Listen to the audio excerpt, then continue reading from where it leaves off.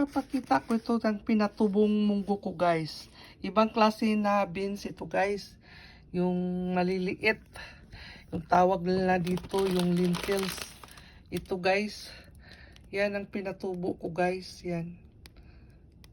Munggo to. Ibang klase. Yan. Yan. Ready to cook na yan guys. Yan. Ganito talaga siya eh. Maliliit. Yan. Yan. Marami pa nandoon sa likod. Pinatubo ko lang dito sa mga bakit-bakit. Yung mga basket. Mga container. At saka ito.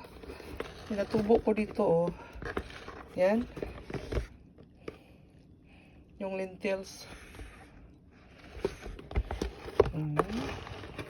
Sinishare ko lang ito guys. Ito ready to cook na ito guys. Yan. Ganyan talaga siya. Hindi na siya lumalaki.